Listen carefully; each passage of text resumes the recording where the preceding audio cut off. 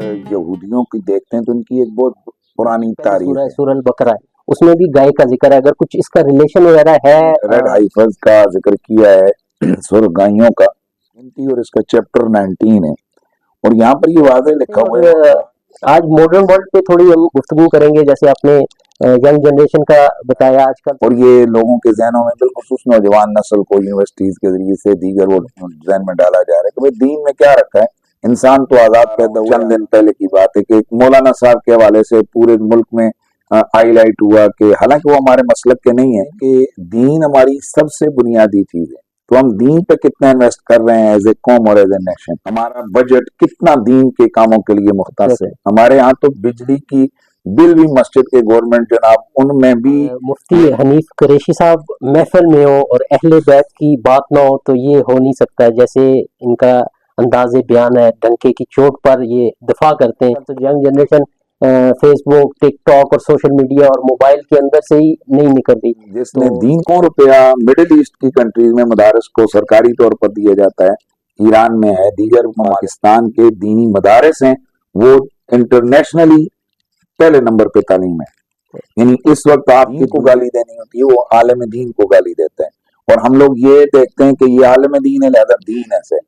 اے I اور generative A I new technology آ رہی ہے تو یہ سب کو بہا کے لے جائے گی. یہ اتنی خطرناک ہے کہ میں اپنے نوجوان دوستوں سے یہی کہنا چاہوں گا کہ آپ قرآن مجید کے ساتھ جڑ جائیں. اختلاف رائے ہے اور عدم برداشت ہے ہمارے معاشرے میں، تو اس میں آپ ہمارے یوتھ کو کیسے گائیڈ کرنا چاہیں گے؟ جو ہمیں ڈائریکشن دی ہے ہمارے ویورز کا، آئی ایم شیور کہ ان کی ایک مینٹیلٹی، ان کی ایک ڈائریکشن چینج ہوگی. بسم اللہ الرحمن الرحیم. Welcome to talking tracker YouTube channel. آج ہمارے ساتھ جو شخصیت موجود ہیں وہ پاکستان کے جید علماء میں سے ایک ہیں، اور ہم ان کے مشکور ہیں کہ ہماری ریکویسٹ پہ انہیں ہمیں ٹائم دیا، اور رمضان المبارک کا آخری عشرہ چل رہا ہے اور آخری روزے ہیں. آپ کا بہت بہت شکریہ ہمیں حنیف قریشی صاحب، آپ نے ہمیں اپنے مصروف ترین اسکیڈول سے وقت نکالا ہمارے لیے.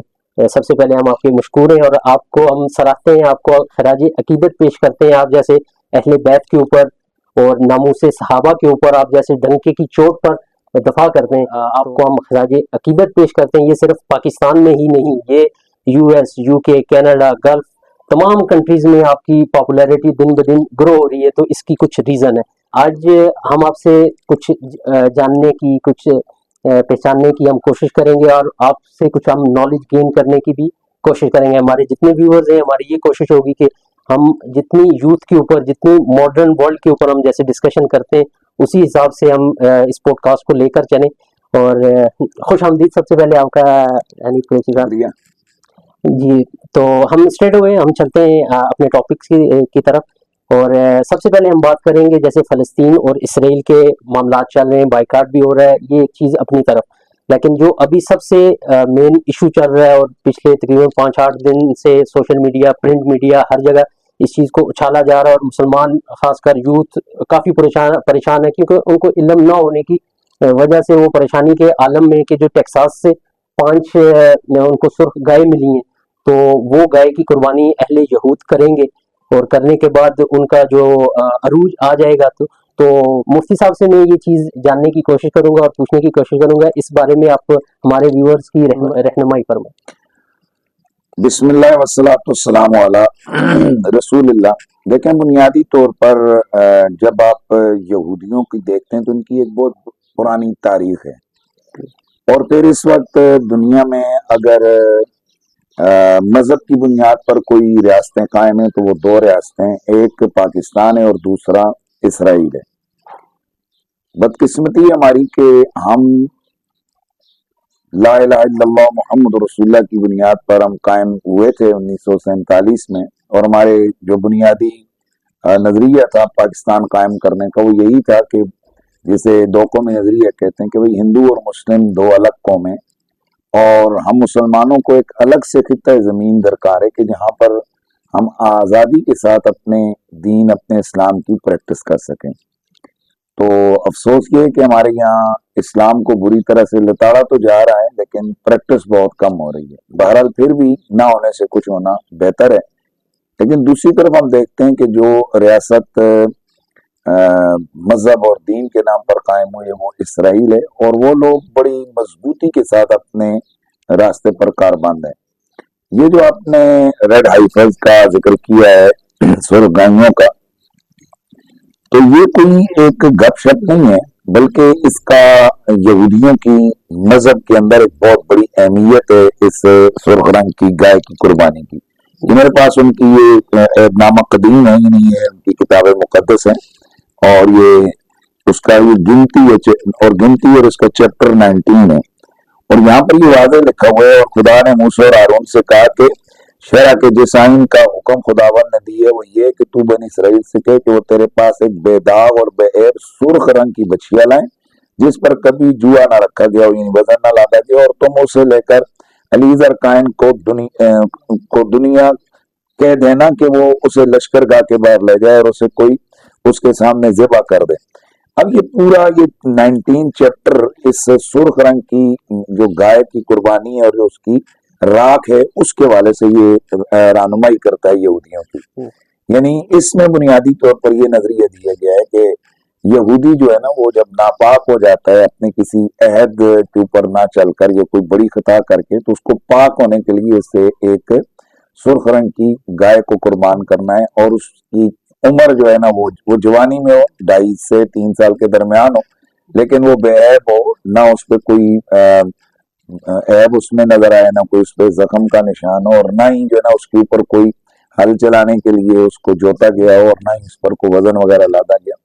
تو ایسی گائے کی وہ قربانی کر کے اس کا گوشت بھی، اس کی ہڈیاں بھی، اس کی گوبر بھی، اس کے کھر، یعنی پوری گائے کو وہ جلائیں، اور جلا کر اس کی راکھ کو لے کر وہ جو ان کا بڑا کائن ہے تو وہ اس کو پانی میں ملا کر اس سے غسل کرے، تو تب وہ پاک ہوں گے۔ اور اس کے بعد ایک کسی بڑے مشن اور مقصد کی آغاز کے لیے پھر وہ لشکر گاہ کے قریب جا کر اس کی راکھ کو جو ہے نا وہ پھیلائیں۔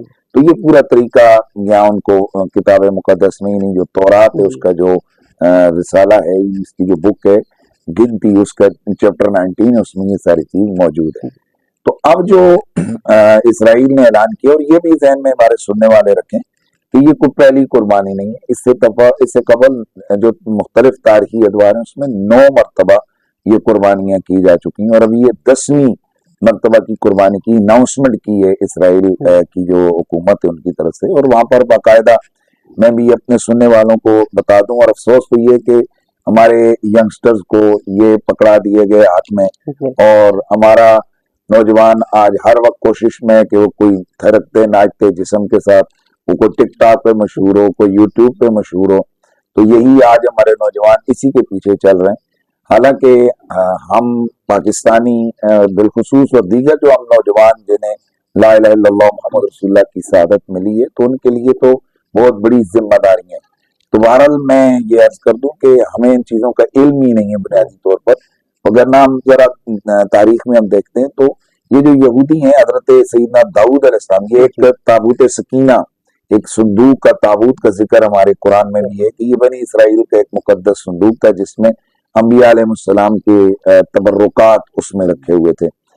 تو اس کا کمال یہ تھا کہ بنی اسرائیل اس کو ساتھ رکھتے، اور کسی دشمن کے مقابلے میں جاتے تو اس کو فرنٹ پہ رکھتے، تو اس کی برکت کی وجہ سے اللہ تعالیٰ ان کو فتح عطا فرماتا۔ وقت گزرتا گیا، بنی اسرائیل اترا گئے جناب، وہ واپس سے باہر ہو گئے، انہوں نے بیدویاں کی اس تابوت کی، اللہ تعالیٰ نے اس تابوت کو فرشتوں کو بھیج کر اٹھا لیا، پھر یہ مغلوب ہو گئے، ان پر بڑا ظلم و ستم ڈھایا گیا، تو اللہ تعالیٰ نے پھر ان سے وعدہ کیا کہ وہ تابوت ان کی طرف آئے گا۔ یہ پورا ذکر ہے جو ہمارے قرآن مجید کے اندر بھی تابوت سکینہ کے نام سے۔ جی، اگر اس کو ہم ریلیٹ کریں، وہی آپ نے جیسے بات کی کہ اسلام میں بھی ہمیں جو پہلی سورہ ہے سورہ البقرہ ہے، اس میں بھی گائے کا ذکر ہے، اگر کچھ اس کا ریلیشن وغیرہ ہے ان کی کتابوں سے اور ہماری کتابوں سے؟ دیکھیں وہ ایک الگ ٹاپک ہے، یہ جس کانسیپٹ میں یہ گائیں قربان کی جا رہی ہیں یہ بالکل الگ کانسیپٹ ہے۔ یہ تو میں نے آپ کو ان کا بک کا حوالہ دے دیا نا کہ ان کی کتاب میں ایک باقاعدہ قربانی کا طریقہ لکھا ہے کہ جو سرخ رنگ کی جو نا گائے اس کو قربان کرنا کس مقصد کے تحت۔ تو میں ادھر آ رہا ہوں کہ یہ جو داؤد علیہ السلام کے زمانے میں پھر اس تابوت کو محفوظ رکھنے کے لیے، اس کی عزت افزائی کے لیے ایک بہترین جو نا بلڈنگ بنانے کا منصوبہ بنایا گیا۔ آپ کے دور میں وہ مکمل نہ ہوا، سلمان علیہ السلام نے اس کو عالی شان ٹیمپل بنایا، ہم اس کو مسجد کہتے ہیں، جہاں پر وہ تابوت کو رکھا گیا۔ پھر بخت نصر نے آ کر اس کو تباہ کر دیا اس پورے ٹیمپل کو. پھر سیکنڈ دوبارہ پھر جب ان کو وہاں عروج ملا تو انہوں نے دوبارہ سے اس ٹیمپل کو بنایا, اور پھر اس کے بعد ٹائٹس کے دور میں اس کو دوبارہ گرا دیا گیا. اب اس کے بعد تقریباً یہ 2000 سال سے زائد کا عرصہ ہو رہا ہے کہ اب جناب یہودیوں کا یہ جو نا وہ نظریہ ہے کہ اب تھرڈ ٹیمپل انہوں نے تعمیر کرنے ہیں. اور اس وقت یہ جو فلسطین کے اندر جاری کلیشز ہیں, یہ جو سب کچھ ہے, یہ اسی تھرڈ ٹیمپل سے قبل کا ہے, کیونکہ یہودی نظریات اور عقائد کے مطابق وہ جو ان کا مسیح ہے جسے ہم دجال کہتے ہیں اور وہ اس کو اپنا مسیح کہتے ہیں, تو ان کے نزدیک وہ جو مسیح ہے وہ اس وقت تک نہیں آ سکتا جب تک تھرڈ ٹیمپل بنا کر اس میں باقاعدہ طور پر اس کو ایک خاص انداز سے ندا نہ کی جائے. تو اب یہ جو گائے کی قربانی ہے تو گویا ان کی طرف سے یہ اعلان ہے کہ ایک نئے دور, نئے عہد کے اعلان کے لیے یہ لوگ تیاری انہوں نے کی اور اناؤنسمنٹ وہ کر رہے ہیں, جس کو انہوں نے 10 اپریل یا 22 جو ان کی عید کا دن ہے یہودیوں کی, ان دنوں میں انہوں نے اس قربانی کا اعلان کیا ہوا ہے. تو بہرحال یہ ان کا جو منصوبہ ہے وہ یہ ہے کہ جہاں آج مسجد اقصی ہے اس پورے ایریے کو انہوں نے ڈیمالش کرنا ہے, اور یہاں پر انہوں نے باقاعدہ ان کے بڑے بڑے نقشے موجود ہیں اور پوری ایک اس کے اوپر پورے کمیشن قائم ہے اسرائیل کے اندر کہ جو ان تمام چیزوں کو دیکھتا ہے اسی جو نا ٹیمپل کے حوالے سے. تو انہوں نے اناؤنسمنٹ اور اعلان کیا ہے کہ اب وہ جو ہے نا یہاں پر ریڈ آئیفر انہوں نے منگائے ہیں کہ بھئی ہم نے ان کی قربانی کرنی ہے. گویا وہ نئے دور میں داخلے کا اعلان کر رہے ہیں, اور نئے دور کے داخلے کے اعلان کا مطلب یہ کہ انہوں نے لا محالہ وہاں ٹیمپل کی تعمیر کرنی ہے, تو ٹیمپل کی تعمیر مسجد اقصی کی شہادت کے ساتھ ہوگی. لہذا یہ جو فلسطین میں اور غزہ میں جو کچھ ہو رہا ہے یہ اسی کی ایک کڑی ہے. بالکل آپ نے جیسے ایکسپلین کیا ہے, میرا نہیں خیال کہ اور سوال بچے ہیں, لیکن ایک انٹرسٹنگ فیکٹ یہ ہے کہ اس سے پہلے جیسے آپ نے ہمیں بتایا, ہمارے ویورز کو بتایا کہ اس سے پہلے بھی ان نے یہ قربانی کر چکے ہیں گائے کی. تو ابھی انٹرسٹنگ فیکٹ جو ہم نے دیکھا ہے انٹرنیٹ پہ جو سرچ کیا اس میں یہ بتایا گیا کہ اس بار جو ان کو گائے ملی ہیں 5 کی 5 بالکل لال گائے ہیں, کیونکہ ان کے عقائد میں جیسے آپ نے بک میں بھی کوٹ کیا, ان کے عقائد میں یہ ہے کہ ان کو پاک ہونے کے لیے ایسی گائے درکار ہے جو بالکل جو لال کلر کی ہو, اس کے اندر ایک سفید بال بھی نہ ہو. تو اس ٹائم جو سب سے زیادہ ہائپ کریٹ کی گئی ہے, کیونکہ یہ ٹیکساس سے آئی ہیں گائے اور انہیں ایئر لفٹ کیے وہاں سے اسرائیل کے اندر, اور نیکسٹ جو منتھ ہونے جا رہا ہے, منتھ کے اینڈ پہ ہونے جا رہا ہے. تو یہ سب ان کے عقائد ہیں. ہم ایز اے مسلم ہمارے الگ عقیدہ ہے, صرف just as a general knowledge پہ ہم اپنے ویورز کو بتانا چاہ رہے تھے. تو ہم آگے چلتے ہیں اور آج ماڈرن ورلڈ پہ تھوڑی ہم گفتگو کریں گے. جیسے آپ نے ینگ جنریشن کا بتایا, آج کل تو ینگ جنریشن فیس بک, ٹک ٹاک اور سوشل میڈیا اور موبائل کے اندر سے ہی نہیں نکلتی, تو صرف وہ ویور شپ اور پرینکس اور اس قسم کی طرف لگ چکی ہے. اور میں یہ سمجھتا ہوں کہ جیسے ابھی اے آئی اور generative A I new technology آ رہی ہے تو یہ سب کو بہا کے لے جائے گی. یہ اتنی خطرناک ہے, کیونکہ خطرناک جن کو جیسے ہم لوگوں کو معلوم نہیں ہے, ہماری ینگ جنریشن کو اس چیز کے بارے میں پتہ نہیں ہے. تو اگر تو ہم ایسے ہی چلتے رہے تو ہماری جو ینگ جنریشن ہے ہمارے ہاتھوں سے نکلنے کے بہت زیادہ چانسز ہیں. تو آپ اس بارے میں کیا رائے رکھتے ہیں, اور آپ کیا ہمارے ینگسٹرز کو جو اسپیشلی یونیورسٹی لیول سے, ایون آج کل آپ 8-10 سال کے بچے کے پاس بھی موبائل ہے, وہ بھی ہر چیز سرچ کر رہا ہے, اور گھر کا کنٹرول اس کے اوپر بالکل نہیں ہے, وہ کنٹرول باہر سے کیا جا رہا ہے, اس کے اوپر انفلوئنس باہر سے ہو رہا ہے.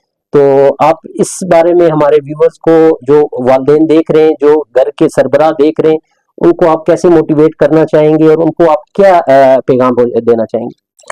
دیکھیں, بنیادی طور پر میں اس حوالے سے کئی دفعہ کہہ چکا ہوں کہ اگر آپ کسی بھی برائی سے کسی نوجوان کو یا کسی بھی شخص کو بچانا چاہتے ہیں تو اس کا جو ویسے تو عام طور پر یہ کنسپٹ دیا جاتا ہے کہ جتنا قانون سٹرک ہوگا اتنا جناب برائیاں بچ جائیں گی, لیکن یہ ان برائیوں کی بات ہے کہ جو برائیاں جو ہے وہ ظاہر میں. اب ایک مسلمان, میں سمجھتا ہوں یہ ایک انسان, بلکہ میں مسلمان کی بات نہیں رہوں گا, ایک انسان اگر اس نے برائی سے بچنا ہے تو اس کا سب سے بڑا سپورٹر جو ہے نا وہ مذہب اور دین ہے.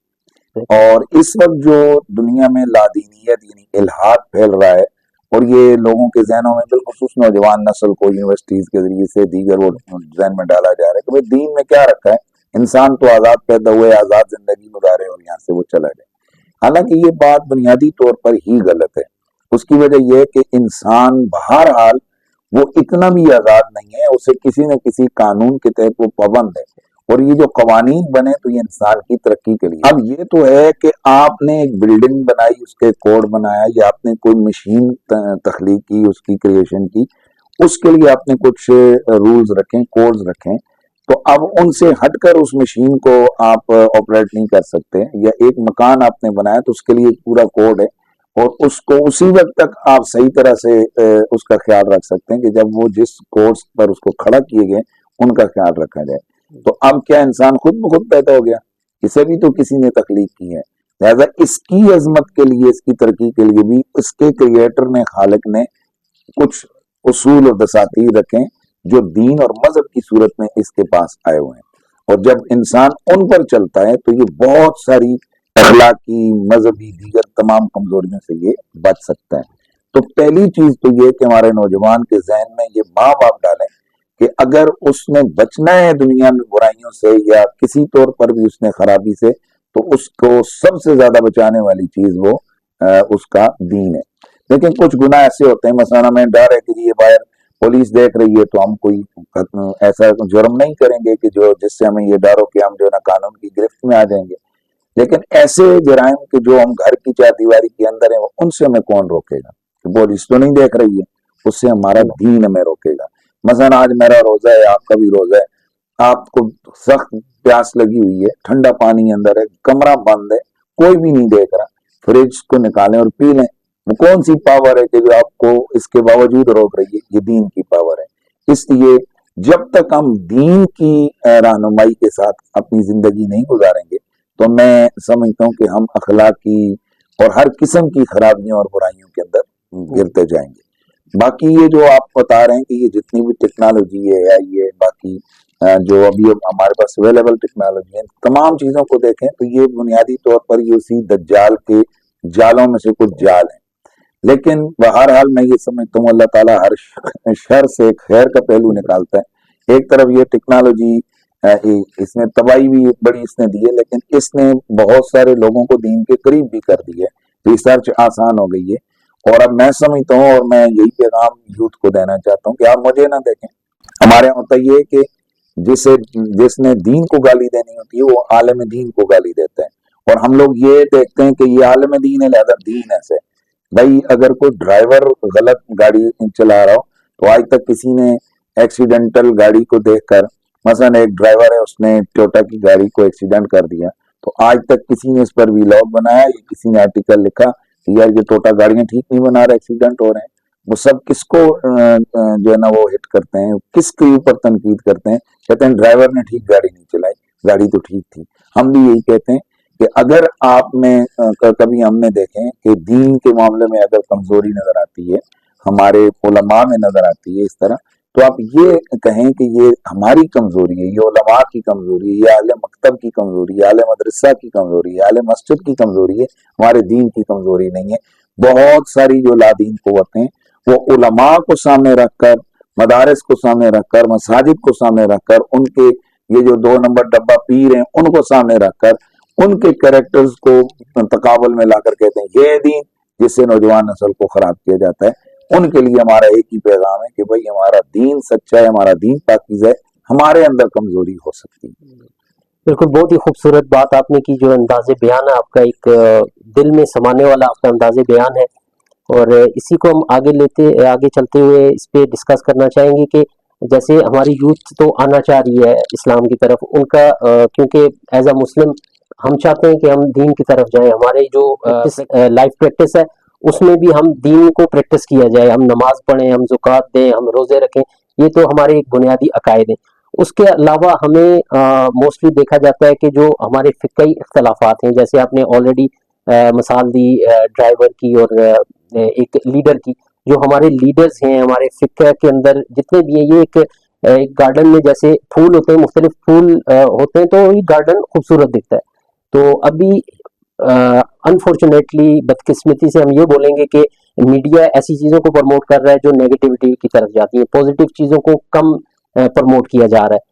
تو آپ اس بارے میں ہمارے یوتھ کو کیا تلقین کریں گے کہ وہ کس طریقے سے نالج لیں؟ کیونکہ جب ہم یوٹیوب ہو گیا، جیسے ہمارے پاس موبائل ہے، موبائل میں ہم جا کے جب سرچ کرتے ہیں تو ہمیں موسٹلی اختلافی چیزیں نظر آتی ہیں، ہمیں وہی بیان نظر آتے ہیں، وہی ملین فالو، کیونکہ آج کل تو ویورشپ کا دوڑ ہے، تو ملینز میں وہی چیز آتی ہے جو نیگیٹو ہو، پازیٹو کو کم اپریشیٹ کیا جاتا ہے، اور جو ہمارے اختلافات ہیں بڑے لیول پر، ہم تو ایز اے ایک عام انسان ہم تو پریکٹس کرنا چاہتے ہیں دین کی، ہمیں نہ اتنی علم ہے نہ اتنی ہمیں سمجھ ہے کہ ہم کتابی چیزوں میں جا سکیں، یہ آپ کا کام ہے، آپ ہی ان کو بہتر جانتے ہیں، لیکن یہ اتنے ہائی لیول سے ٹرانسلیٹ ہو کر بالکل ابھی جو نیچے لیول پہ آگے، جیسے مولوی صاحب جو ہے نا ایک طرف، ذاکر صاحب ایک طرف، ان کی آپس میں عداوت، اسی طریقے سے کوئی کالا کوئی گورے سے عداوت، تو اس میں یہ اسلام کو تو آپ ہماری یوتھ کو اس بارے میں جو اختلاف رائے ہے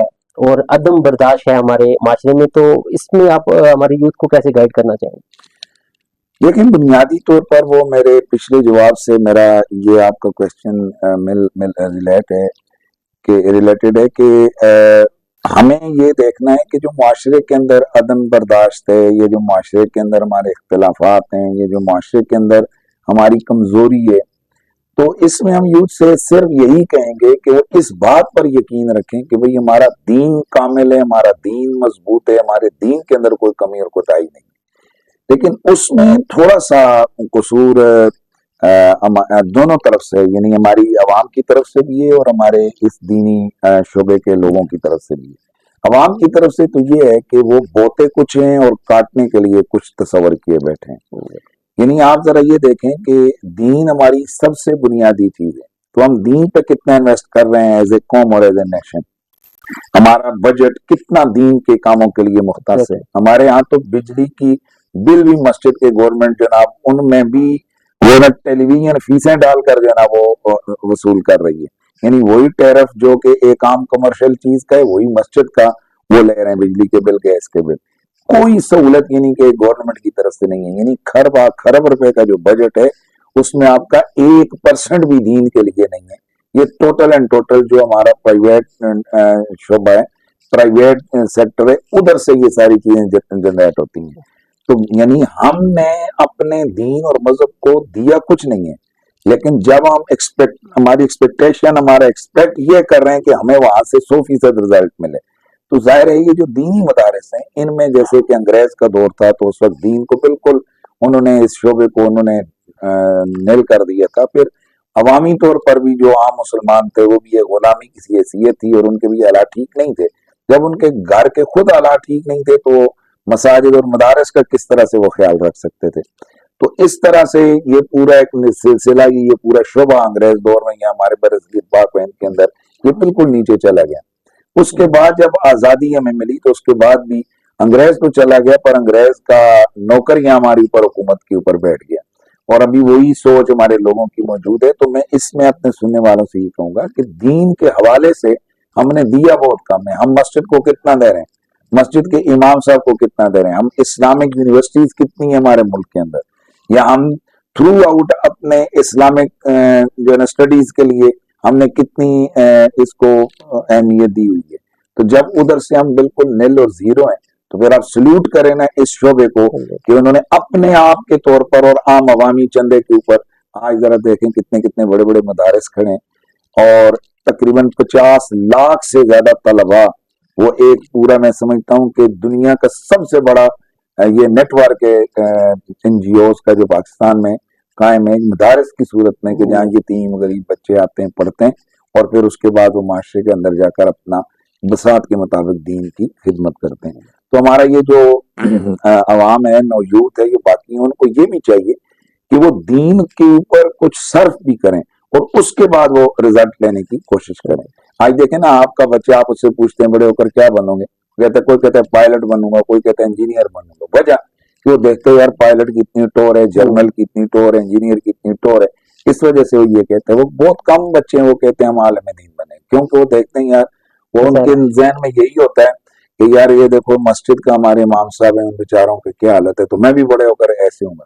اور اگر جس طرح سے ہمارے گلف کنٹریز کے اندر ہے کہ वहां पर इमाम मस्जिद आता है तो V8 से उतर के आता बिल्कुल है, ऐसे नमाज पढ़ाता है, उसी तरह प्रोटोकॉल में जाता है।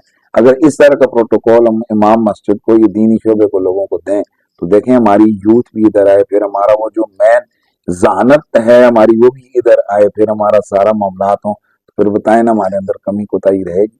तो कसूर दोनों तरफ से है। हमारे यहाँ भी ये कसूर है कि शायद हम उसी तरह मोटिवेट नहीं कर सकें पब्लिक को, और पब्लिक का कसूर ये है कि वो उसी अंग्रेज दौर को फॉलो कर रहे हैं, वो दौरे हाजिर के तकाजों और चैलेंजेस को वो समझ नहीं रहे। और ये भी जो हमारे जहनों में डाला जा रहा है कि मौलवी का क्या काम है सियासत से वगैरह वगैरह, तो मैं उनसे लोगों से ये पूछना चाहता हूँ कि जदीद तरीन तरक्की याफ्ता जो मुल्कों में इसराइल को भी तो समझा जाता है, तो वहां पर क्यों तमाम की तमाम चीजें एक स्कूल की प्राइमरी क्लास से लेकर वजीर आजम तक तमाम लोग मजहब पहले और ये तमाम चीजें बाद में, सबसे पहले वहां सवेरे जाकर उनको दीन और मजहब की तालीम स्कूलों में दी जाती है, फिर उसके बाद मिलिट्री की ट्रेनिंग दी जाती है, फिर इसी तरह वजीर आजम तक उन सबको पहले कट्टर यहूदी बनाया जाता है, उसके बाद उनको बाकी सियासतदान और बाकी चीज बनाई जाती है। तो उस पर एतराज क्यों नहीं है? मुसलमान जब यही तरीक़ेकार इख्तियार करें तो फिर उन पर एतराज क्यों है? यानी हमारे दिमागों में गोया वो जो हमारा दुश्मन डालना चाह रहा था, हमने उसके प्रोपेगंडे को कबूल कर लिया, ऑन कर लिए, लिहाजा हम उसी की बोलियां बोल रहे हैं। वगरना आप देख लें कि इसराइल में सबसे पहले दीन की बात हो रही है, वहां पर किसी को मुल्लाइयत नहीं नजर आ रही, फस्ताइयत नहीं नजर आई है, वहां पर किसी को जनाब एक्सट्रीमिस्ट नजर नहीं आ रहे, और ये सारे का सारा इल्जाम इस्लाम के ऊपर क्यों है? जी बिल्कुल आपने बिल्कुल दुरुस्त फरमाया, और एक हमें एक सोचने की अलग नज़रिया और अलग रास्ता आपने एक दिखा दिया। तो इसी पे आगे चलते हैं। मदारस में जैसे आपने बात की कि मदारस में अगर हम देखें आजकल मॉडर्न तालीम बच्चों को ज़्यादातर जदीद स्कूलों में भेजा जाता है, तो मदारस में हम देखते हैं तो गरीब लोगों के बच्चे मोस्टली पढ़ रहे होते हैं। तो आप कैसे पेरेंट्स को मोटिवेट करना चाहेंगे कि अपने जो उनके बच्चे हैं, जो अच्छे घरानों के जो इन्फ्लुएंस करने वाले लोग हैं, उनके बच्चे भी ये इन्हीं मदारस में आके पढ़ें, क्योंकि हमें पता है गो के मदारस में जो यानी खराब भी है मदारस और ठीक भी बहुत है। ये नहीं है कि पांचों उंगलियां बराबर नहीं है। तो आप इस बारे में क्या फरमाएं? देखें सबसे बड़ी बात यह कि अगर आपने कंपेयर करना है मदारस और दीगर जो तालीमी नेटवर्क्स हैं, तो आप अच्छाइयों और खराबियों दोनों को आप कंपेयर कर सकते हैं। दुनिया में इस वक्त हमारा यूनिवर्सिटी और स्कूल लेवल का तालीम का निज़ाम कितने नंबर पे है? 160 प्लस कंट्रीज है। 160 प्लस कंट्रीज में हमारा तालीमी निज़ाम 113वें नंबर पर है, स्कूल और कॉलेजेस का। ठीक है, हमारी यूनिवर्सिटियां जो है ना, वो कोई पाकिस्तान की एक यूनिवर्सिटी भी टॉप 10 के टॉप 100 में भी नहीं। ठीक है, दूसरी तरफ आप मदारस में आए तो पूरी दुनिया के इस्लामी मदारस, हालांकि अरबों खरबों रुपया मिडिल ईस्ट की कंट्रीज में मदारस को सरकारी तौर पर दिया जाता है, ईरान में है, दीगर ममालिक के अंदर है, लेकिन इस वक्त आपके जो पाकिस्तान के दीनी मदारस हैं वो इंटरनेशनली पहले नंबर पे तालीम है। यानी इस वक्त आपकी दुनिया के तकरीबन 30 से ज्यादा ममालिक से जो इस्लामिक कंट्रीज हैं, वहां के मदारस के जो बच्चे हैं, वहां के जो मुसलमान हैं, वो दीन पढ़ने के लिए पाकिस्तान में आ रहे हैं। ठीक है, एक तो ये चीज रहे। दूसरी चीज अगर हम इसको यूं समझाएं अपने सुनने वालों को, शायद मेरा ये पॉडकास्ट कौन सी इलीट क्लास तो नहीं सुनेगी, लेकिन शायद कहीं कोई सुन ले तो उसको अंदाजा हो। यूनिवर्सिटियों के पढ़े हुए जो लोग हैं, उनके कैरेक्टर किरदार, माशरे के अंदर उनके कैरेक्टर और किरदार, और उसके बाद अपने माँ बाप के साथ अखलाक और किरदार, और दूसरी तरफ उलमा जो हैं, जो दीन से पढ़ के आए हुए लोग हैं, जो सही पढ़े हुए हैं। एक तो ये ना कि डब्बा मौलवी या डब्बा पीर, उनका नहीं, जो सही पढ़ के आए हुए हैं, एजुकेटेड हैं, उनका और इनका जरा कंपैरिजन करें, आपको जमीन और आसमान का फर्क नजर आए। मेरा चैलेंज है पूरी दुनिया के अंदर, एक आलिम दीन बताओ जिसने कभी बाप को घर से निकालो, कभी माँ को घर से निकालो, एक आलिम दीन बताओ। मैं चैलेंज से कहता हूं कि आप जो है ना घरेलू निजी जिंदगी को रखें, 3-3 4-4 शादियां भी उलमा की हुई हैं, लेकिन आप सर्वे कर लें, करिए तो सर्वे हो भी चुका है कि तमाम शोबों में से सबसे ज्यादा अगर घर वाले खुश हैं, औरतें खुश हैं, खातून खुश है, बीवी खुश है, تو اس شور سے خوش ہے جو دین پڑا ہوا ہے، ٹھیک ہے۔ اس کے بعد اوورال خاندانی جو ہمارا نظام ہے اس میں بھی دیکھ لیں تو آپ کو زمین اور آسمان کا فرق نظر آئے گا۔ مدارس میں پڑھے ہوئے ہیں اور یونیورسٹی میں پڑھے ہوئے ہیں، ہم نے ایسے کئی کرنلوں کو دیکھا ہے، کئی ڈاکٹروں کو دیکھا ہے، کئی بڑے بڑے رینک کے آفیسرز کو دیکھا ہے، بزنس مینوں کو دیکھا ہے، باپ کو نکال دیے گھر سے، ماں کو نکال دیے، اولڈ کئی تصور ہے اسلام میں اس کا کہ یہ ان ماں باپوں کو یہ رزلٹ ملتا ہے کہ جو یہ سوچتے ہیں کہ بھئی ہمارے ترقی کا جو راز ہے نا وہ یہی انگریز کی تعلیم میں اور جناب اسی کے اندر ہے، یعنی وہ دنیاوی سکسیس کو ہی اپنا کل سمجھ بیٹھے ہیں کہ اگر کسی کا بیٹا کیپٹن بن گیا، اس کو فوج میں بھرتی ہو گیا تو اس کو لوگ مبارکیں دیتے ہیں کہ زندہ باد۔ یہ پتہ نہیں یہ کل بڑا ہو کر کیا کرے گا، ملک کے ساتھ کیا کرے گا، ان کے ساتھ کیا کرے گا، ڈاکٹر ہے تو کیا کرے گا۔ میں یہ اوورال کسی ایک شعبے کی بات نہیں کر رہا، میں اوورال پڑھے لکھے اس شعبے کی بات کر رہا ہوں۔ تو اس کے برعکس میں نہیں کہتا اپنی زبان سے، آپ خود دیکھیں نا، کہتے ہیں حقیقت خود چیخ چیخ کر بتا رہی ہے کہ آج تک کوئی یہ بتا سکتا ہے کہ کبھی کہیں یہ رپورٹ ہوا، حالانکہ ایک عالم کی یا دین والوں کی چھوٹی سی خرابی کو بھی جناب ایک دم پکڑا جاتا ہے۔ تو اس طرح سے تو میں سمجھتا ہوں کہ یہی ان لوگوں کو نفع ہے زندگی میں کہ جو اپنی اولاد کو دین کی طرف لگاتے ہیں، اللہ ان کو ریوارڈ۔ مثلا میں آپ کو بتا رہا ہوں، ہم پانچوں بھائی دین کی ساتھ طرف ہیں، ہماری گھر میں لڑائی کبھی نہیں ہوئی، لیکن ایک بات پر ہم آپس میں نا غصے ہوتے ہیں، ناراض ہوتے ہیں، باتیں بھی سخت ہوتی ہیں۔ پتہ ہے کس پر؟ کہ والدہ تیرے گھر میں زیادہ کیوں رہی؟ اچھا سبحان اللہ، ٹھیک ہے، یعنی اگر ہمارا کسی بات پہ واللہ العظیم کوئی تنازع خاندانی فلانا جھگڑا فلان پکڑا کچھ بھی نہیں ہے، کوئی اونچی آواز تک کبھی نہیں ہوتی، لیکن کبھی اگر ہو بھی تو میں بڑے بھائی سے کہتا ہوں بھائی جناب واپس بھیج دینا امی جان کو، کیا ہو گیا آپ نے اتنے دن ہو گئے، ٹھیک ہے۔ چھوٹا بھائی میرے لیے کہتا جی دیکھیں گے اتنے دن ہو گئے آپ ہمارا نمبر ہے، تو میری والدہ الحمدللہ ثم الحمدللہ، یعنی ہم ان کی ایک جسے کہتے ہیں نا ایک خواہش کے اوپر ہم 5 بیٹے یوں کرتے ہیں، کیوں کہ ہمارے دین نے ہمیں اس ماں کی قدر، اور یہ تب ہمارے پاس آئی کہ غربت کے ایام میں میرے ماں باپ نے ہمیں دین کی راستے پہ چلایا۔ اس وقت ہمیں نہیں کرایا جاؤ کما کے لے کے آؤ، چلو اب تم نے میٹرک کر لیے، اسکول پڑھ لیے، جاؤ آپ جناب والا نوکریاں مزدوریاں، انہوں نے کہا دین پڑھو سب کچھ مل جائے گا۔ تو اللہ اب ان کو اس کا بدلہ دے رہا ہے۔ ہر وہ ماں باپ جو اپنی اولاد کو دین کے راستے پہ چلاتے ہیں، پھر اللہ ان کو مرنے سے پہلے دنیا میں یہ رنگ دکھاتا ہے۔ اور وہ ماں باپ کے جو دین کو ٹھوکر مار کرنا وہ دنیاوی سکسیس کے پیچھے بھاگتے ہیں نا، پھر اللہ تعالیٰ ان کو رزلٹ نکالتا ہے کہ پھر جناب وہ کہتے ہیں کہ پاپا آپ ذرا دوسرے کمرے میں اس میں چلے جائیں سروینٹ کوارٹر میں، کیونکہ آپ جب کھانستے ہیں تو میرے بچے تنگ ہوتے ہیں، میری وائف کا گلہ ہے۔ تو پھر یہ کب ہوتا ہے؟ ہم جیسے لوگ تو اپنی ماں اگر بیمار ہو جائے اس کے سرانے کھڑے رہتے ہیں ساری ساری رات، ٹھیک ہے۔ جی بالکل، یہ جو آپ نے ڈسکس کیا اس میں یہ ہے کہ ایک گیپ تو بنا ہوا ہے، جیسے آپ نے بہت اچھے طریقے سے ایکسپلین کیا، بہت بڑا گیپ ہے۔ تو ابھی کوشچن یہ ہے کہ اس گیپ کو کم کیسے کیا جائے اور فل کیسے کیا جائے؟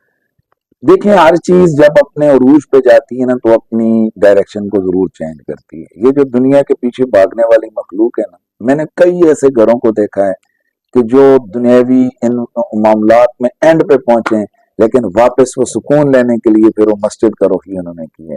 کیا وجہ ہے کہ یہ ساری زندگی ادھر ادھر کر کر کے پھر یہ 60 سال کی عمر میں واپس کیوں ٹرن ہوتے ہیں؟ اس کی وجہ یہ کہ ان کو خیال تو آتا ہے پر اس وقت بڑی دیر ہو چکی ہوتی ہے۔ تو یہ ایک وقت آ رہا ہے، دیکھیں جس طرح آج اتنے انٹرنیشنل پروپیگنڈے کے باوجود یعنی کتنا پروپیگنڈا ہو رہا ہے مدارس کے خلاف، اس کے لیے باقاعدہ فنڈنگ ہے، باقاعدہ NGOs کام کر رہی ہیں، ٹی وی چینلز کو اس حوالے سے اسپیشل ہدایات ہیں۔ آپ کے ملک کے ایک بہت خاص قسم کا ایک طبقہ اس چیز کے خلاف ہے۔ مثلا میں آپ کو یہ ابھی بتا رہا ہوں، چند دن پہلے کی بات ہے کہ مولانا صاحب کے حوالے سے پورے ملک میں ہائی لائٹ ہوا کہ حالانکہ وہ ہمارے مسلک کے نہیں ہیں، تو کہ بھائی بندہ کہ جی میں اس وجہ سے کوئی بات کر رہا ہوں یا میرے اپنے مسلک کے ہیں تو میں کر رہا ہوں، تو وہ دوسرے مسلک کے ہیں۔ ہمارا مسلکی اختلاف بالکل ہے، یہ بھی ایک تعبیر کے حوالے سے اختلافات ہیں جس میں کوئی شک نہیں ہے۔ تو وہ جو مولانا صاحب ہیں ان کا ایک اسکینڈل آیا جی کہ وہ جی بچے کے ساتھ انہوں نے زیادتی کر دی وغیرہ وغیرہ۔ اچھا اب جس وقت تحقیق ہوئی علماء گئے کہ یار کیا ہوا، اچھا اب یہ ایک شخص کا کردار ہے، لیکن اس کو رکھ کر پورا میڈیا لگ گیا، سوشل میڈیا پہ بھی لاگ ہو رہے ہیں سب، جی یہ دیکھیں مدارس میں کیا ہو رہا ہے، کیا ہو رہا ہے، کیا ہو رہا ہے۔ اچھا جب تحقیق کی گئی تو تحقیق کے بعد جناب پتہ چلا کہ بھئی وہ مولانا صاحب جس گاؤں میں رہتے تھے، بڑا عرصہ انہوں نے وہاں پر 5 سال کے بعد گئے، وہ ایک عورت تھی جسے انہوں نے والدہ بنایا تھا، اس کے گھر میں گئے تو ان کے پرانے شاگرد بھی وہاں گئے، وہ آ کر بیٹھ کے کوئی ان کو دبانے لگ گئے۔ اب پورا وہاں 15-20 لوگ بیٹھے ہیں، وہ بچے کا والد آیا، وہ کوئی ماڈرن تھا، تو اس نے دیکھا، اس کو بڑوں نے کہا بھائی تو کیوں ٹانگیں دبا رہے میرے بچے سے؟ اس نے کہا یار میں تو نہیں کر رہا، پر اس پہ ان کے تو میں ہو گئی۔ وہ صاحب اٹھے اور انہوں نے جا کر پرچہ کروا دیے کس نے میرے بچے کے ساتھ ہی۔ اب جب ظاہر تفتیش ہوئی، لوگوں بچوں نے عورتوں نے سب نے کہا بھائی یہ تو یہاں پر بیٹھا ہوا تھا، کہاں یہ ان کی لڑائی ضرور ہوئی ہے کہ اس نے غصہ آ گیا، ظاہر عالم دین کو بھی آیا ہوگا کہ یار تو، اس نے اگر سخت غلط بات کی ہوگی نا، اس کو غصہ آ گیا کہ بھائی تو کس قسم کی بات کر رہا ہے۔ تو اب یہ دیکھیں، اب تیسرے چوتھے دن جب رپورٹ ان کو چھوڑ دیا گیا، اب سوال یہ ہے کہ یہ تو ثابت ہو گیا کہ بھئی وہ غلط ہوئے، لیکن جن لوگوں نے بھی لاگ بنائے ویوز کے چکر میں، کیا انہوں نے واپس معافی مانگی اس بندے سے؟ یوں ہی ہمارے کئی اس طرح کی چیزیں رپورٹ ہوتی ہیں کہ جس میں جی مدارس کے اندر، یہ میں نہیں کہتا کہ ایسا نہیں ہوتا، ہوتا ہوگا، بعض جگہ پر ہر جگہ کالی بیڑیں تو موجود ہوتی ہیں، ہر جگہ پر گندے لوگ موجود ہوتے ہیں، یہ کسی بھی جگہ پر کسی بھی شعبے میں یہ لوگ ہو سکتے ہیں، لیکن اس کے ذرا دوسری طرف برعکس مجھے بتائیں، وہ کون سا ایسا کالج ہے، کون سی یونیورسٹی ہے جس میں ڈیلی کی بنیاد پر سکینڈل نہیں آتے؟ کیا صرف ایک بہاولپور یونیورسٹی کے اندر 5,500 ویڈیوز ان بچیوں کی نہیں آئی ہیں کہ جو ان کے ٹیچرز ان کے ساتھ کریں؟ چلو یہاں تو چھوٹے بچے ہیں جی، یا کوئی ایک بد دماغ ہے، تو وہاں پر ذرا مجھے بتائیں وہ کس طرح سے سکینڈل سامنے ہے۔ تو اب کیوں نہیں یہ پروپیگنڈا لانچ کیا گیا کہ بچیوں کو یونیورسٹیاں نہ پڑھاؤ؟ ہم لوگوں نے دیکھیں یہ اعلی مدرسہ کا ظرف دیکھیں، اگر نہ ہم بھی تو یہ کہہ سکتے تھے کہ بھئی یہ جو یونیورسٹیوں میں پڑھی ہوئی ہیں ان میں ایک بھی کوری نہیں ہوتی، یہ سب گڑبڑ ہوتی ہیں، ٹھیک ہے؟ اور آلموسٹ آپ یونیورسٹیوں میں، پاکستان کی یونیورسٹیوں میں پڑھے ہوئے ہیں، جو لوگ یونیورسٹیوں میں پڑھے ان کو بڑی اچھی طرح پتا ہے کہ ہم لوگ کیا کہہ رہے ہیں، میں کیا کہہ رہا ہوں اور اس کی حقیقت کیا ہے۔ تو کیوں نہیں پروپیگنڈا ہوتا ان کے خلاف؟ کالجز کے خلاف کیوں نہیں ہوتا؟ اسکولوں میں آج کیا گند ہے جو نہیں ہو رہا ہے؟ کوکین اسکولوں میں، چھوٹے چھوٹے اسکولوں کے اندر کوکین سپلائی ہو رہی ہے۔ میں چیلنج سے کہتا ہوں پاکستان کا ایک مدرسہ رپورٹ کرو جس میں اس طرح کی کوئی منشیات فروشی، منشیات کے استعمال، اس طرح کی کوئی چیزیں ہوں۔ وہ ایک اخلاقی طور پر اگر کبھی کمزوری سامنے آ گئی، اس میں بھی 90% جب بعد میں تفتیش ہوتی ہے تو وہ، یا کوئی طالب علم جو ہے نا وہ تنگ ہوتا ہے ٹیچر سے، اس نے اس کو مارا ہوا ہوتا ہے تو وہ اس پہ الزام لگا دیتا ہے، بعد میں ظاہر ہے جب اس کو پورا اس کے اوپر فینسنگ کی جاتی ہے، معاملات دیکھے جاتے ہیں، تو اس کے بعد پتا چلتا ہے کہ یہ تو دونوں جھوٹ بولا تھا اس نے۔ اور 1% لوگ بھی ایسے نہیں ہیں کہ جن کو یہ جو ہے نا اینڈ تک وہ گیا سزا ہوئی ہو، یعنی وہ واقعی ان سے ایسا ہوا ہو۔ تو اب ان دونوں چیزوں کو آپ سامنے رکھ کر بتائیں کہ یہ کیا ہو رہا ہے۔ یہ اہل مدارس کے خلاف یہ انٹرنیشنل منظم سازش ہے، کیوں کہ یورپ اور مغرب کو پتہ ہے کہ اگر کبھی دین کے اوپر حملہ ہوا تو اس کے آگے اگر کوئی قوم بند باندھ کے کھڑی ہوگی تو یہ جناب ٹک ٹاک پہ تھرکتے ناچتے لوگ نہیں ہوں گے، وہ یہی ٹاٹوں پہ پڑے ہوئے، یہ مسجدوں کی چٹائیوں پہ پڑے ہوئے مدارس کے طلباء علماء ہوں گے جو میدان میں۔ آج بھی جب ملک کے اوپر مشکل گھڑی آتی ہے تو کیا آپ دیکھتے نہیں ہیں کہ ٹکٹ بک ہونے شروع ہو جاتے ہیں؟ کئی کئی ملکوں کی نیشنلٹیاں انہوں نے پکڑی ہوئی ہیں، تو یہ جو سارے اس ملک کا ریونیو جو نا ان کے اوپر ہڑپ کر ان کی سکیورٹیوں پہ لگ رہا ہوتا ہے، اور جب ملک میں کڑا وقت آتا ہے تو ان کی تیاریاں ہو رہی ہوتی ہیں کہ بھائی چلو باہر۔ اس وقت کون ہوتا ہے جو سینہ تان کے کھڑا ہو کر کہتا ہے ہاں بھائی ہم انڈیا نے جب فروری میں کچھ سال قبل جہاز بھیجے تھے اور ان دنوں حالات ٹف تھے، بہت سارے ہم سن رہے تھے جی کہ وار کلوز کر کے کوئی وہاں گئے کوئی وہاں، جب جہاز گرا ہے تو میں خود ہزاروں طلباء کو لے کر روڈ پہ نکلا کہ بھئی آؤ ہم تو تیار کھڑے۔ اس کا مطلب یہ ہے کہ مدارس کے اندر آج بھی وہی غیرت ایمانی، جذبہ حب الوطنی، حمیت اور غیرت ملی اور قومی کا جذبہ دیا جاتا ہے۔ بہت ہی خوبصورت گفتگو۔ اور اچھا، میں انٹرنیٹ پہ دیکھ رہا تھا کہ آپ کی ایک پرسنل لائف کے بارے میں تھوڑی گفتگو کرنا چاہیں گے کہ آپ بہت کم مواد موجود ہے آپ کی پرسنل لائف کے بارے میں، آپ بچپن میں آپ کیسے موٹیویٹ ہوئے اس دین اسلام کی طرف، آپ کیسے آئے، تھوڑا اس بارے میں بھی ہمارے ویورز کو۔ میں بنیادی طور پر تو میرے والد صاحب کی یہ خواہش تھی کہ بھئی میری اولاد جو ہے نا وہ دین کی طرف راغب ہو، تو ان کی ایک تربیت بھی تھی، تو میں دین کی طرف جو ہے نا وہ रागिब हुआ। मेरा 2-3 साल जब मदरसे में बंदा आता है मैट्रिक के बाद, तो घर में गुर्बत थी, ख्याल यही था यार मैं कहीं नौकरी करूं, छोटे बहन भाई जो है ना वो पढ़ लें। तो मैंने उसी दौरान ना यहाँ नेवी सेंटर होता था हमारे इदारे के करीब, तो मैंने उसमें भर्ती के लिए अप्लाई किया। मेरे वाले साहब को पता चला तो उन्होंने ना मुझे बड़ा सख्ती से मना कर दिया कि, और कहा कि अगर ऐसा तू करेगा मैं तुझे अपना हक नहीं बख्शूंगा। बहरहाल मैं उसी साल की बात बता रहा हूँ कि जब उसी साल में यहाँ छुट्टियां रमजान की हुई तो मैं गाँव गया, तो वहां पर मैंने एक महफिल में तकरीर की खिताब किया। उसके बाद फिर एक दूसरे गांव में हम लोग दुआ के लिए गए, तो मैं सबसे पीछे, छोटा था तो सबसे पीछे चल रहा था, गरीब भी थे। तो जो बड़े बड़े गांव के होते हैं, आपको पता है चौधरी। उधर दुआ वगैरह करने के लिए एक गांव से दूसरे गांव पूरा पैदल चल के जाना होता है, 20-25 लोग। तो जब हम वहां गए तो वो सबसे ज्यादा जो वेलकमिंग हुई वो मेरी हुई, ओ माशाल्लाह माशाल्लाह इस बच्चे ने उस दिन खिताब किया। तो मैं वहां पर बैठा, मैंने कहा यार कपड़े सारों से ज्यादा मेरे कमजोर हैं, जूते मेरे फटे हुए हैं, टोपी मेरी सही नहीं, और सबसे इज्जत से इन्होंने मुझे बिठाया, तो क्यों बिठाया? इस दीन की वजह से। बस ठान गया कि यार अब पढ़ूंगा कौन सी जगह के है ये मैं। वाकई? ये मेरा गांव का, मेरे आपका गांव का गांव? वाक्य जी, गांव एबटाबाद। मेरा एबटाबाद से। जी बुनियादी तौर पर मेरा जी। डिस्ट्रिक्ट एबटाबाद है, इलाका बोई है, और गांव हमारा चक ढक्की है। अच्छा। तो वहां की ये मैं बात कर रहा हूँ। और उसके बाद फिर मैं एक बड़ी आम चीज आपको बता रहा हूँ कि वो जो यहाँ जो कमांडर साहब थे जिन्होंने भर्ती होने के लिए मैं वहां गया था, तो उन कमांडर साहब को मैं एक बड़ी बड़ी जो है ना इसमें आपको जो है ना वो बता रहा हूँ इंटरेस्टिंग बात, कि मैं उनसे पर्सनल भी मिला। मैंने कहा जी मुझे जो है ना वो आप भर्ती कर लें। तो कुछ मसाइल ऐसे आए, असल में तो वाला साहब की मर्जी नहीं थी तो होना भी नहीं था, अल्लाह ताला की मर्जी नहीं थी। तो बहरहाल मैं कुछ 5-6-7 साल पढ़ के फिर मैं यहाँ आमना मस्जिद में खतीब लगा। यहाँ एक हमारे डॉक्टर साहब होते थे, फिर वो बाद में जापान चले गए, लेकिन उनका आना जाना मोहल्ले में था, उनकी अपनी कोई प्लाजे वगैरह भी थे। तो उनकी वालदा का इंतकाल हुआ, तो इस्लामाबाद के अंदर उनका कोई खत्म वगैरह रखा गया। तो उस खत्म में मैं जब गया तो वो जो थे उनके कोई भाई ब्रिगेडियर भी थे, आलमन जनरल थे, मुझे नहीं पता, पुरानी बात हो गई है, लेकिन बहरहाल इसी तरह का उनका रैंक था, और वो कमांडर साहब भी थे नेवी के। अब जब मैंने प्रोग्राम खत्म किया तो मेरी पुरानी मेहरान सी गाड़ी थी जो, उसमें मैं खुद ही ड्राइव करके गया। तो जब मैं वापस आने लगा, वो मेरे से इतने वो जिसे कहते हैं इम्प्रेस हुए, मेरे मुतासर हुए कि वापसी पर उन्हीं कमांडर साहब ने और उनके भाई ने मेरी गाड़ी का दरवाजा खोला।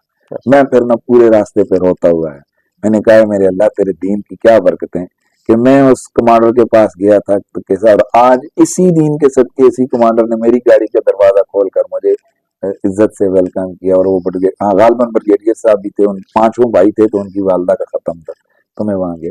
तो उसके बाद फिर यही है कि भाई दीन में ही अल्लाह ताला ने ना कामिल इज्जतें रखी हुई हैं, और इसका मुकाबला जो है ना वो कोई भी नहीं कर सकता। तो ये बचपन मैंने उधर गांव में ही पढ़ा था। बता देता हूँ हिस्ट्री के, प्राइमरी मैंने अपने गांव में पढ़ी थी, फिर उसके बाद मैं मुजफ्फराबाद आ गया, जनाब पायलट स्कूल।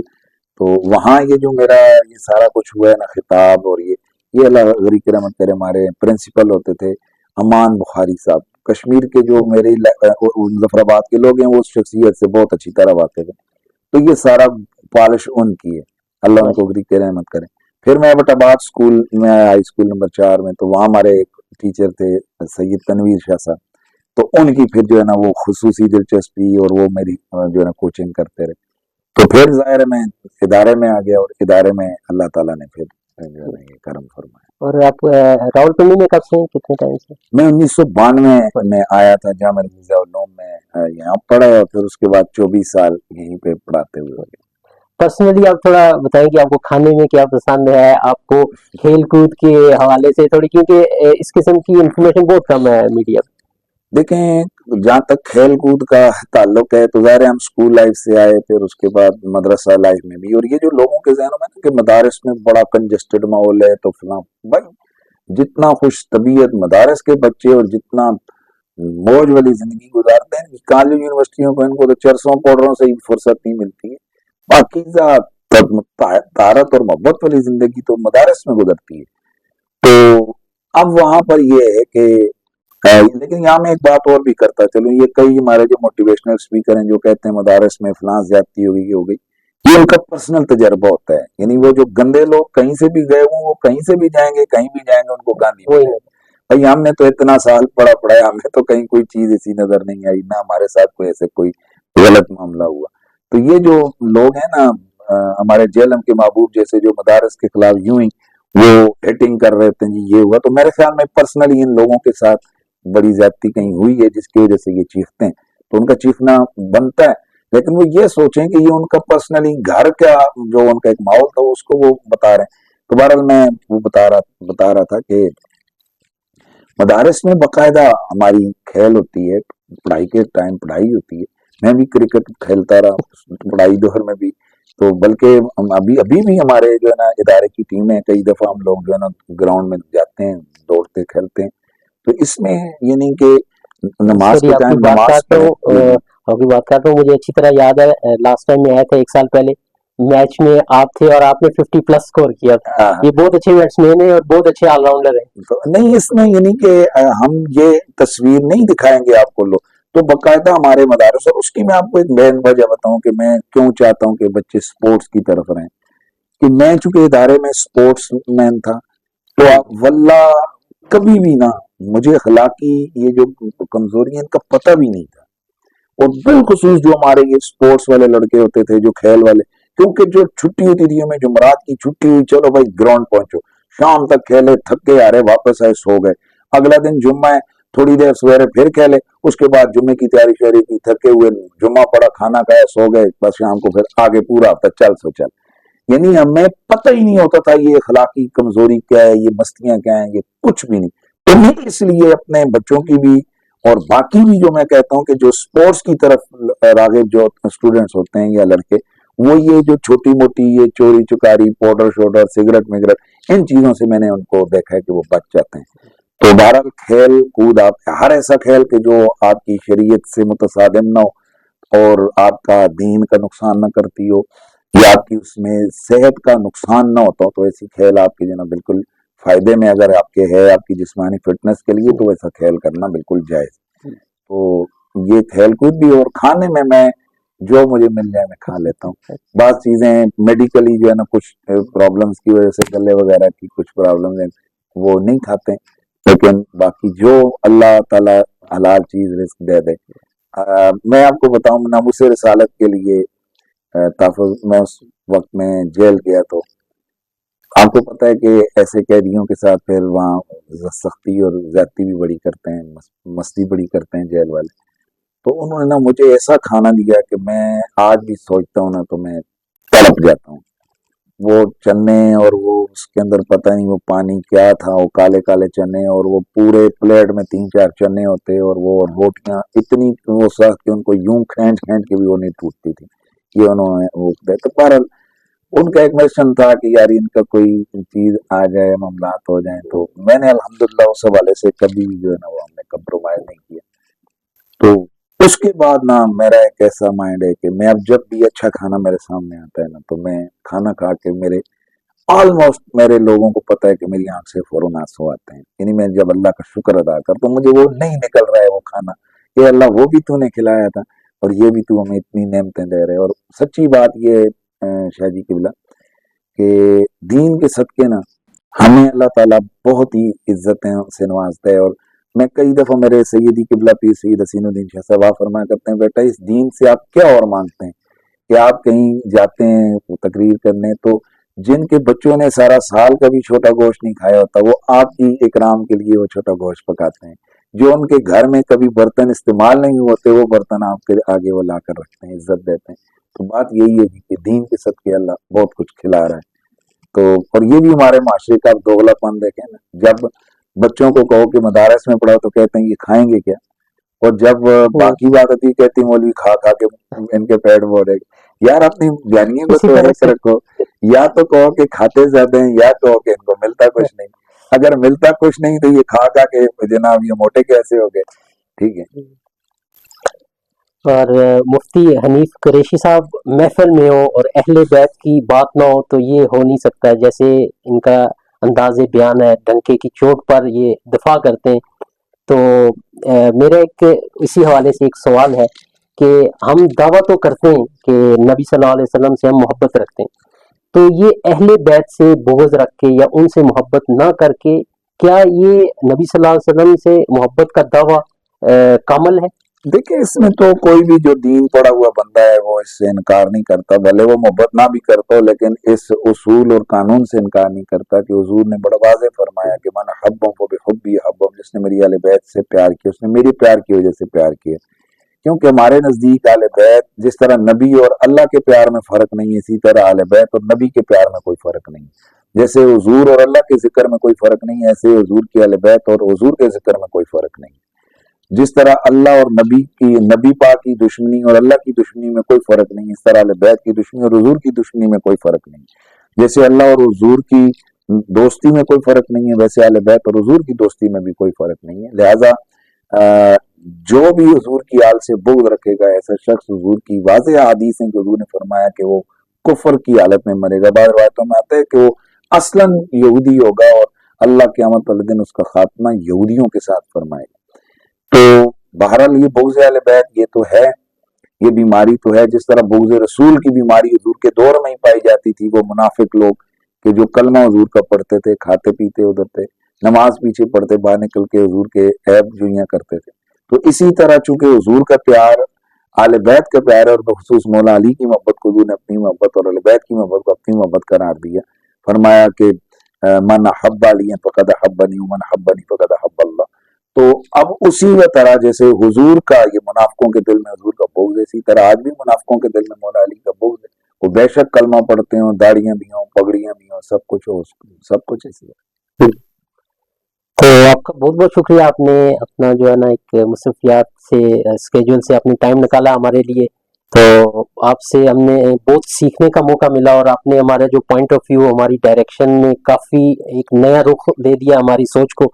जैसे मदारस की आपने बात की और आपने जो इन जनरल ग्लोबलाइजेशन पे आपने बात की, मॉडर्न टेक्नोलॉजी पे आपने बात की, तो आपने हमारी यूथ को एक मोटिवेट करने की जो बात की, तो आपका बहुत बहुत शुक्रिया। आखिरी सवाल मैं आपसे ये करना चाहूँगा कि हम माशरे में हमने देखा है जैसे बैठ के किसी चीज़ के बारे में हम गुफ्तगू करते हैं, गाड़ी लेनी है, कुछ जूता लेना है, कुछ ये है, हम आपस में दोस्तों में एक दूसरे से बात करते हैं 10 बार और इजीली करते हैं। जैसे ही हम दीन की तरफ आ जाते हैं तो हमारा रवैया इतना सख्त क्यों हो जाता है, हम क्यों इतने एक यानी मुनाजरे के एक दूसरे को चैलेंज करने लग जाते हैं, यानी हम एक दूसरे को प्यार से, ठीक है इख्तलाफात अपनी जगह, लेकिन ये रवैया कैसे चेंज होगा?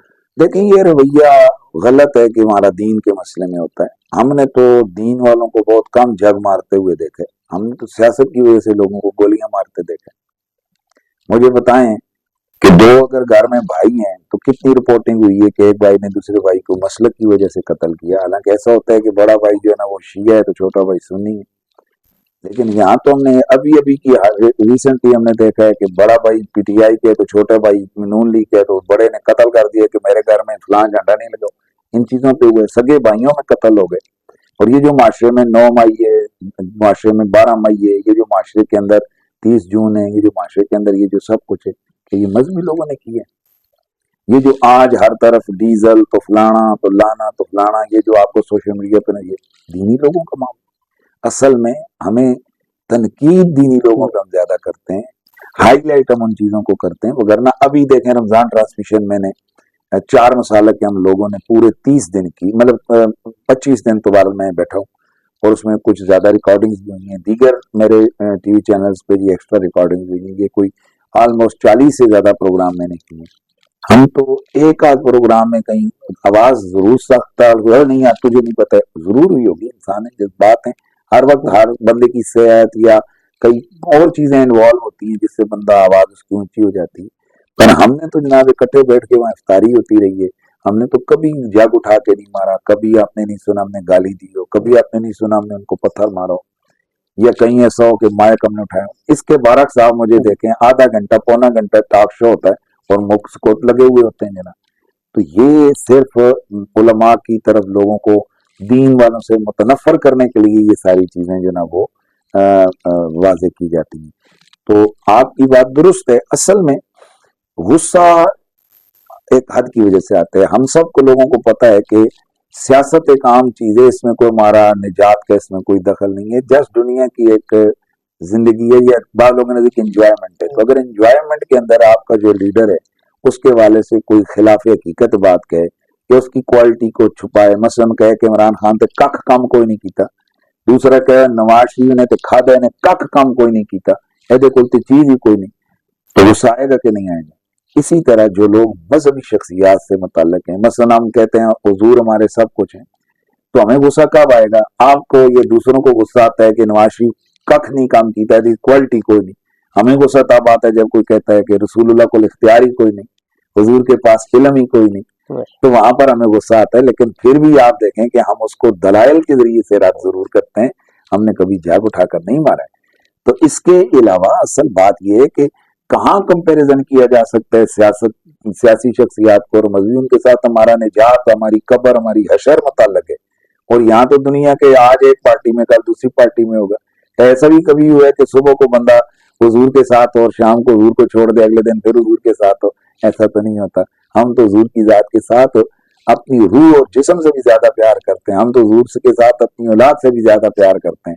यानी इतना प्यार करते हैं कि हम तो एक तस्वुर भी अगर हुजूर के खिलाफ कोई चीज सामने आ रहा हो तो हम उस पर भी तिल मिला उठते हैं। तो ये वजह है कि मजहबी उसका आप अगर मुझसे ये क्वेश्चन करें ना कि ये कब ये बहसें नहीं होंगी, उसकी ये कि हर बंदा अपने डोमेन में रहकर बात करे, एक हद में रहकर बात करे। आपकी एक स्पेशलाइजेशन है किसी डिपार्टमेंट में, मैं उसमें खामखा तब आजमाई करूं और गलत मालूमात दूं तो आप तपेंगे कि नहीं, और फिर मैं डट जाऊं तो आपने मुझे थप्पड़ तो मारना ही मारना है। यही होता है कि जब जाहिल लोग दीन पे बात करते हैं और खिलाफ हकीकत बातें बयान करते हैं, खामखा चीजें किसी से ढकी सुनी। कई दफा हमसे लोग पूछ रहे हैं जी अच्छा यूं, जब हम कहते हैं ये कहाँ लिखा हुआ है, वो जी मैंने सुना था, वो खुदा का खौफ करो यार, ये कहीं भी नहीं है दीन के अंदर। तो इस तरह की चीजें जब फिर आले इल्म के सामने आती हैं तो गुस्सा तो बनता है। लेकिन फिर भी आप देख लें कि हमारा कितने गुस्सा है यार माशरे के अंदर उलमा का, कि जो इतना जनाब शोर डाला जा रहा है, और उसके बाद सियासतदानों की हालत आप देखेंगे ये क्या कर रहे हैं और उस पर कोई भी नहीं बोल रहा है।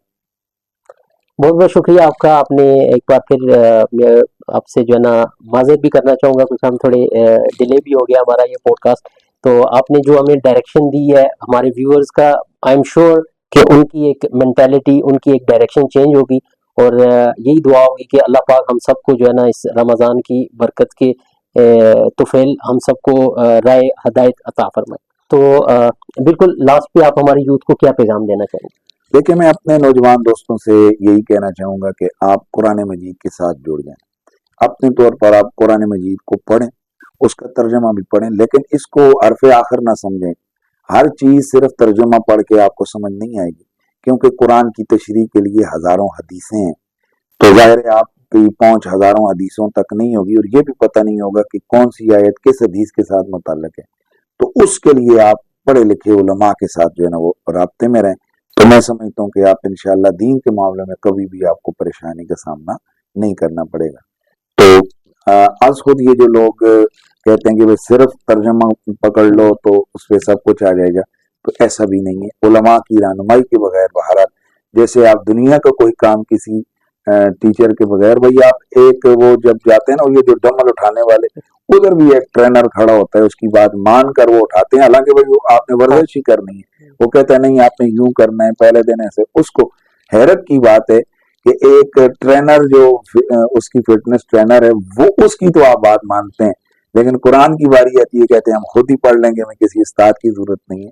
तो बहरहाल किसी उलमा के राब्ते के साथ आप कुरान से जुड़ जाएं तो सारी चीजों का हल इसके अंदर मौजूद है। बहुत खूबसूरत, बहुत खूबसूरत। चलें इंशाल्लाह अगले पॉडकास्ट में मुलाकात होती है। Thank you very much.